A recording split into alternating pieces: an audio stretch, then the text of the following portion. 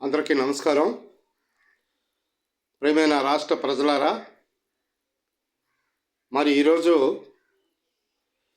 అనేక రకాలుగా ఏ విధంగా చూసుకున్నా నిరుద్యోగ యువతి యువకులు రోడ్డున పడడం మాత్రం వాస్తవం.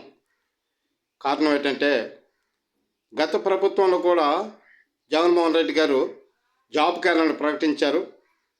యువతి యువకులను మోసం చేసి ఆయన నిలిపారు.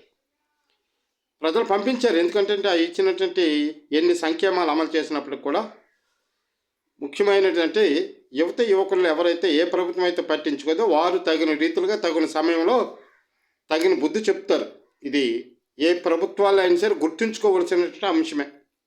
కేంద్రంలో కూడా బీజేపీ కూడా అంతే మోసం. 3 సార్లు అధికారంలోకి వచ్చిన తర్వాత సంవత్సరం 2 కోట్ల ఉద్యోగాలు ఇస్తానని చెప్పినటువంటి కేంద్ర ప్రభుత్వం కూడా నిరుద్యోగ యువత యువకులను మోసం చేసింది. ఖచ్చితంగా మోసం చేసింది.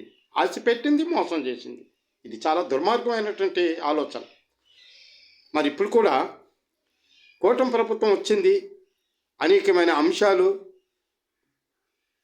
ముందుగానే ఎన్నికల ముందే నిరుద్యోగ సమస్య నిర్మూలన చేస్తాం, ప్రతి ఒక్క నిరుద్యోగులకు ఉద్యోగాలు ఇస్తామని చాలా ఆశలు కల్పించింది.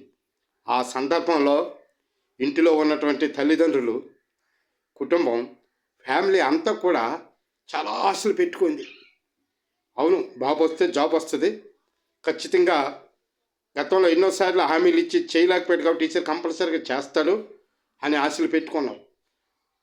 మా పిల్లలకి జాబులు వస్తే వాళ్ళు పెన్షన్ ఇచ్చేదేంటి మాకు, మా పిల్లల దగ్గరే మేము ఆ పెన్షన్ తీసుకోగలుగుతాం, మా పిల్లలే మమ్మల్ని పెంచి పోషిస్తారు, మమ్మల్ని సంరక్షిస్తారని ఎన్నో ఆశలు పెట్టుకుంటారు.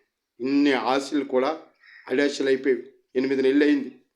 ఒక కంపెనీ లేదు, ఒక పెట్టుబడి లేదు.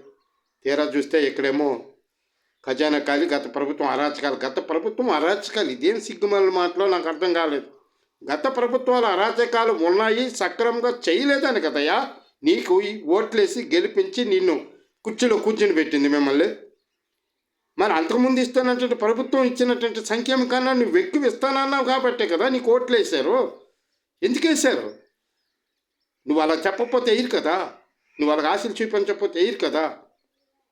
మరి మాట్లాడితే గత ప్రభుత్వం అరాచకం, గత ప్రభుత్వం అప్పులు, గత ప్రభుత్వం నీకు తెలీదా? ఎందుకు తెలీదు? తెలుసు. గతంలో కూడా ఏమీ కాదు, బటన్ నొక్కడు అంటే ఇంట్లో ఉన్నటువంటి తమ్ముళ్ళు ఒక ముసలం వేసేస్తుంది కదా, ఈజీ కదా, బటన్ నొక్కడం పెద్ద గొప్ప విచిత్రం అన్నావు. ఇప్పుడు నొక్కొచ్చు కదా నువ్వు కూడా బటను.